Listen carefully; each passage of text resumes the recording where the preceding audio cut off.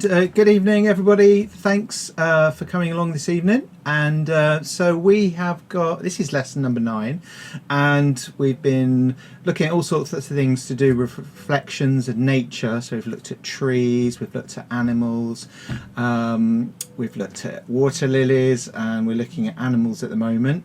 So last week I introduced an artist called Rachel Walker, who uses pen and watercolours together, but in a really different and interesting and inspiring way, actually.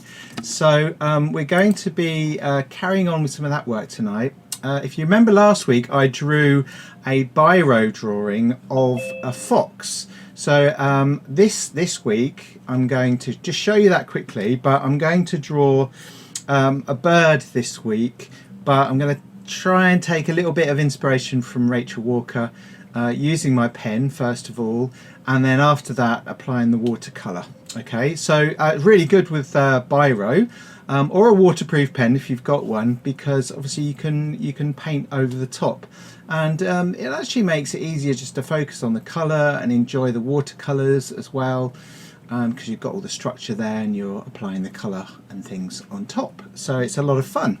Alright, so I'll go over to the art wall and remind you of what we're up to, and so you can be reminded of Rachel Walker.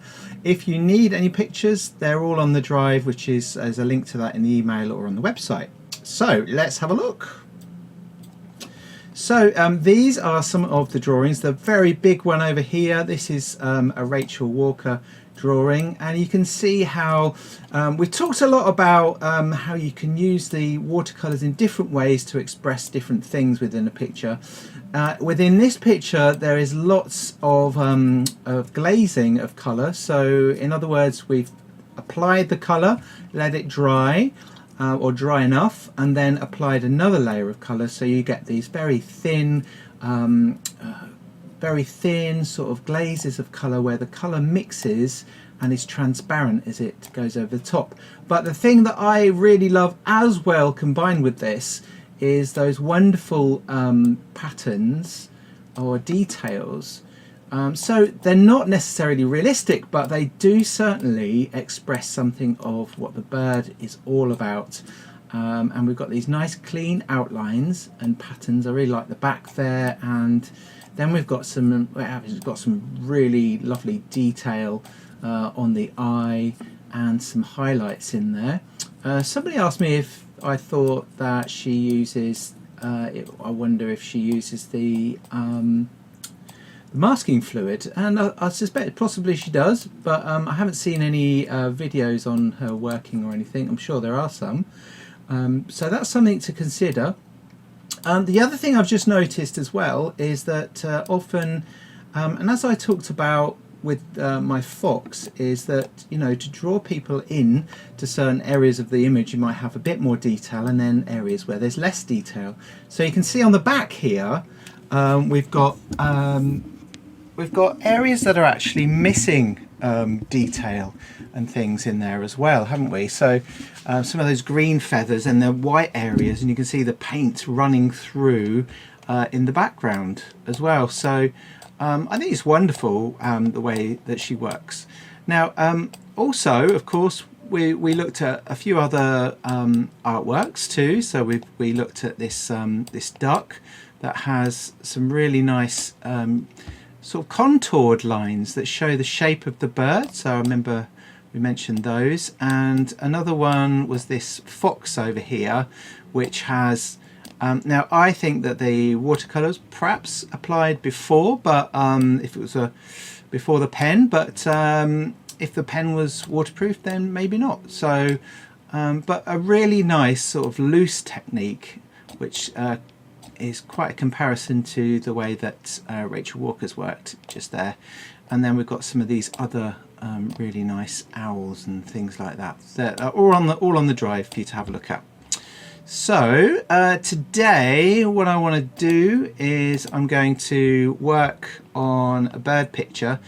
You remember I worked on a fox. I worked on this fox. I've since done another one very quickly for demonstration purposes, but I'll show you that one, and I've done another little drawing as well that you can have a look at. and I'm going to show you how I applied the watercolour and so forth. But tonight I thought I would work with this bird. Now I don't know what sort of bird that, I haven't had a chance to look and see what sort of bird it is, but certainly it's getting its food out of there, out of the water down there, or in the sand, so that's a bit of a clue, I suppose. Okay, so we'll go over to the desk and have a quick look at some of the stuff that I've done with the fox. Okay, over here. There we go. All right, so here's the photograph, and you'll remember me sketching out the photograph or drawing it.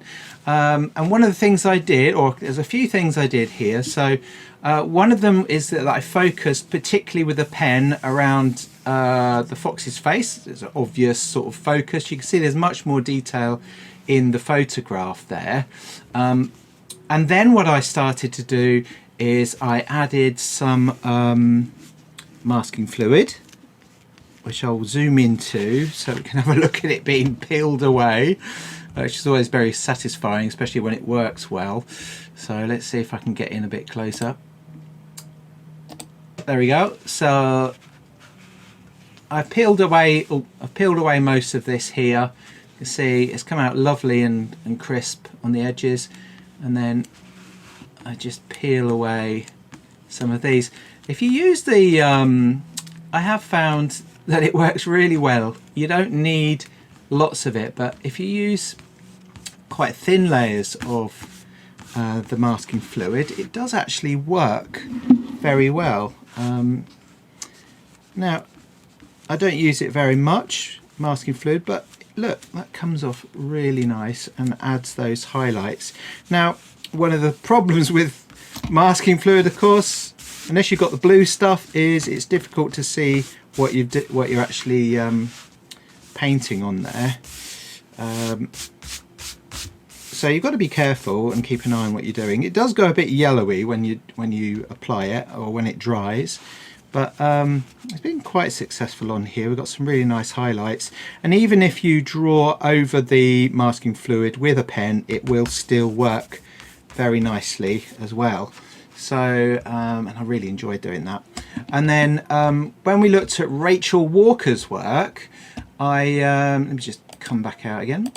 So when we looked at Rachel Walker's work, one of the other things that she does is she applies these brush strokes, these sweeping brush strokes, or these runny bits and things like that.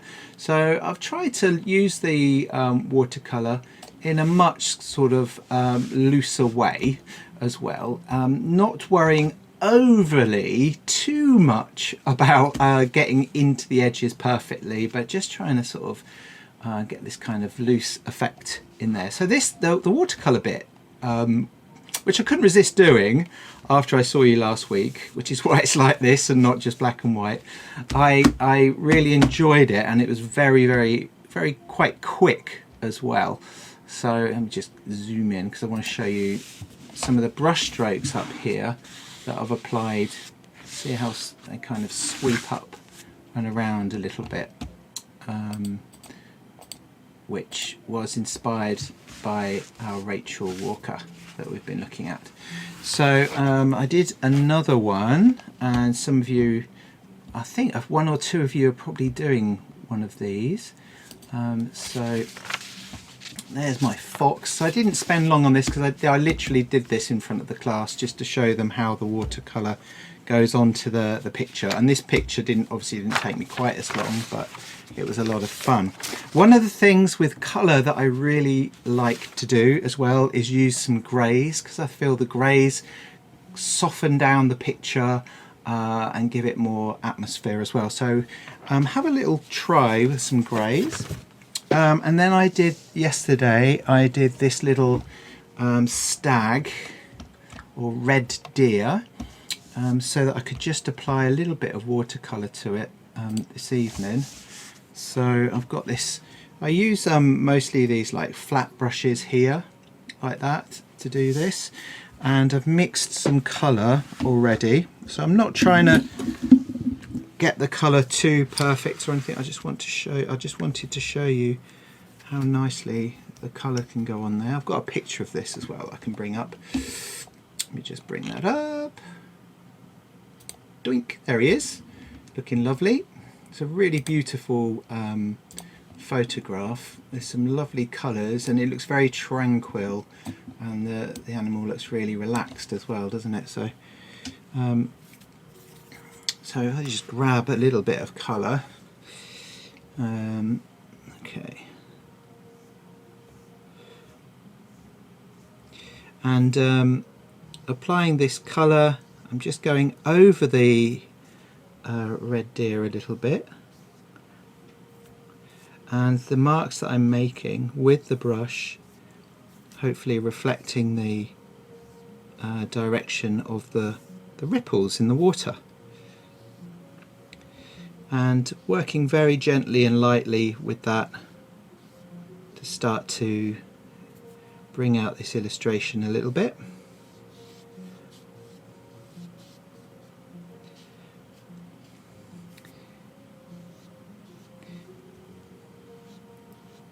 So I could try different size brushes and things too.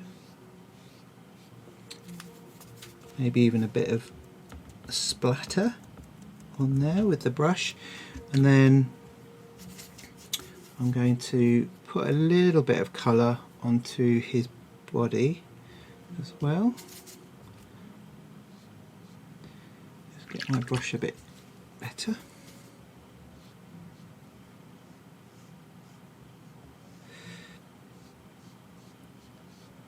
So this is kind of an orangey or yellowy brown, which will contrast very nicely with the water. And I can add a little bit of that perhaps in the shadow or the reflection in the water. You can't see too much in the reflection. Oh, you can actually, you can see a little bit, can't you? Bit of colour in there,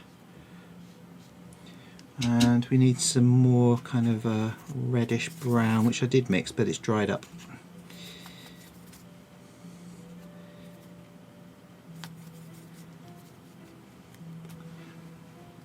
So I was drawing a roe deer as well the other night, and look, when you look really closely at their antlers, the fur, or it's kind of furry looking. I've never been that close to antlers or anything like that. Not that I remember anyway.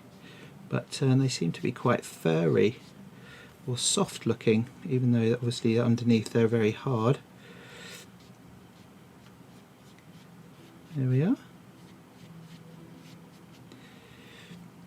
I'm going to put a little bit more of a greeny colour towards the back. A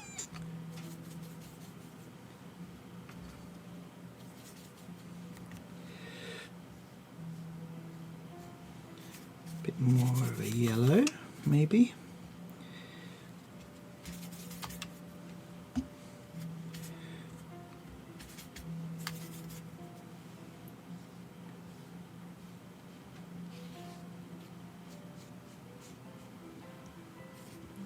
There.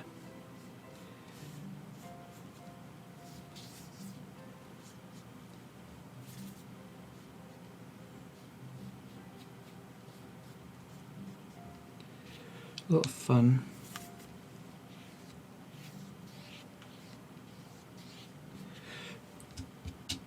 And then I'd probably add a bit more brown in some of this watery colour to dull it down slightly.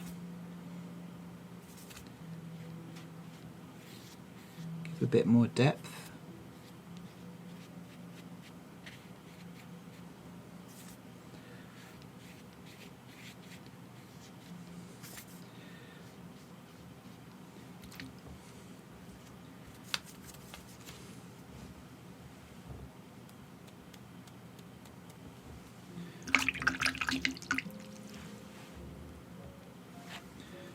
Just drop a few bits of water in.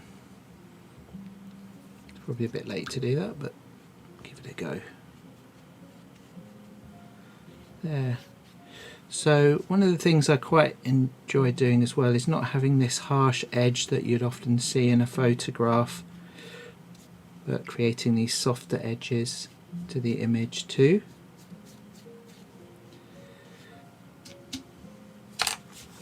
So that's a very quick sort of way of painting it, and you can spend more time on it obviously, which is what I would do here, but it's very nice having a drawing ready to go that you can literally paint in. It almost reminds me of colouring photographs and things that they used to do in the 50s to add colour to pictures.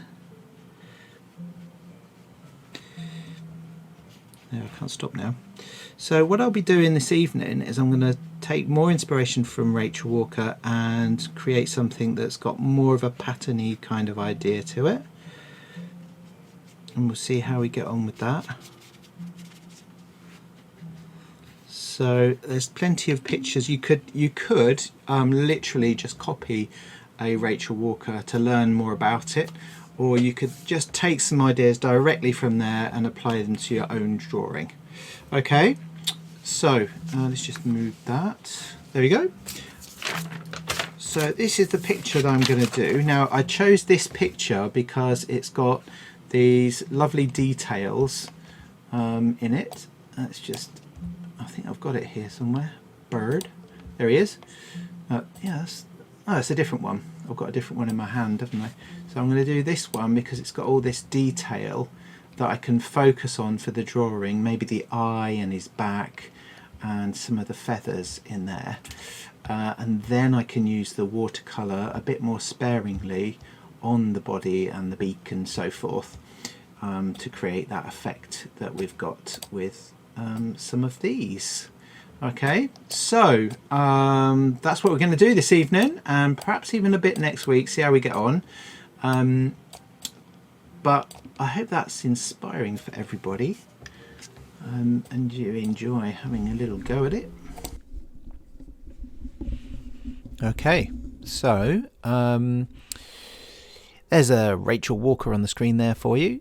I'm just talking very briefly about that. You can see that stag or red deer I was looking at, and I was just showing this picture because I really love hoopoes as well, the hoopoo bird.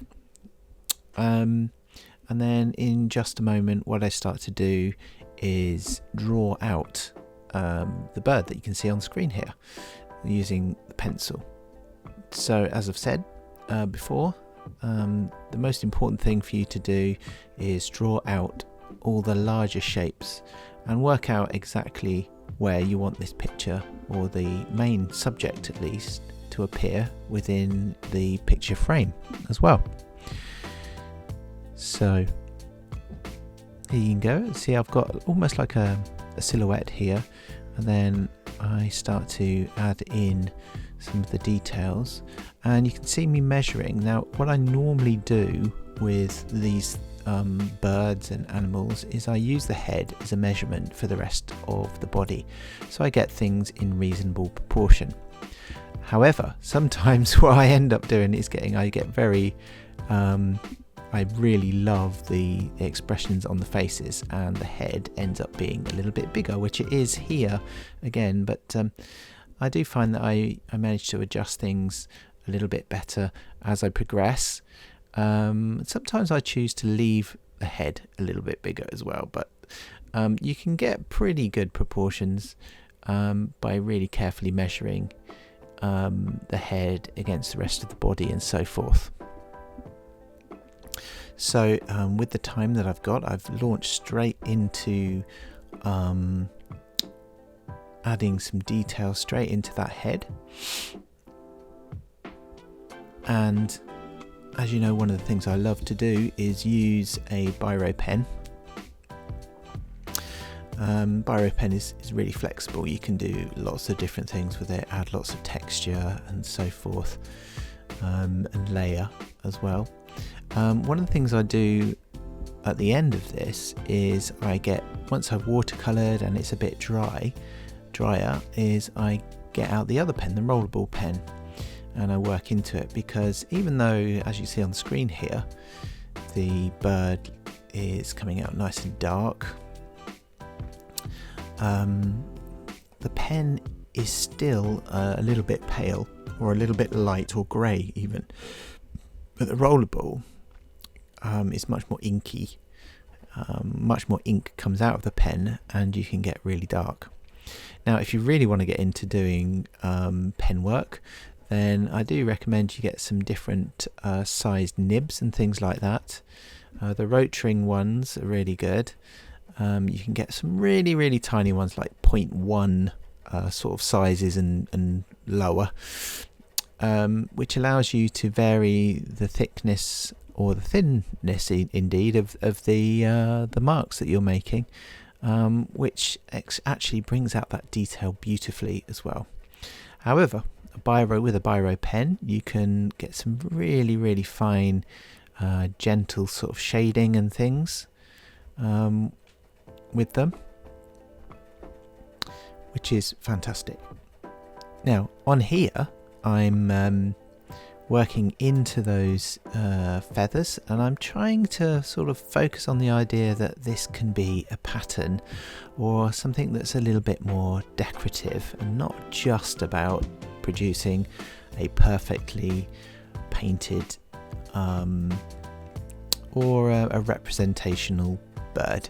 So eventually what I do is I start to experiment with some different ways of drawing these feathers in, whether it be shade them or hatch them.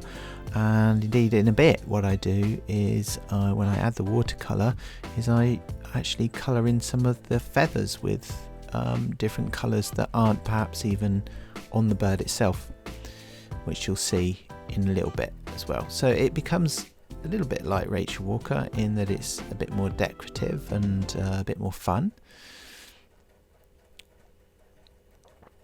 And of course with a biro pen you can do like hatching as well. Like I've got a bit of hatching to add some shadow just under the wing near my pen there. And also it makes it for me anyway, it makes it a bit of fun just playing around and seeing what you can do, and being a bit more spontaneous and creative with those feathers too. One thing that Rachel Walker does, and you can see it on the bird down there, is she leaves out some areas so that then you're drawn more to the areas she wants you to look at. So whereas there's green on the back of that bird, a tui I think it is, it's less detailed and there's more detail on the back feathers and on the head. And then we've got some really lovely foliage in the corner as well. So because we're out in the water, I thought I'd emphasise some of the watery areas as well.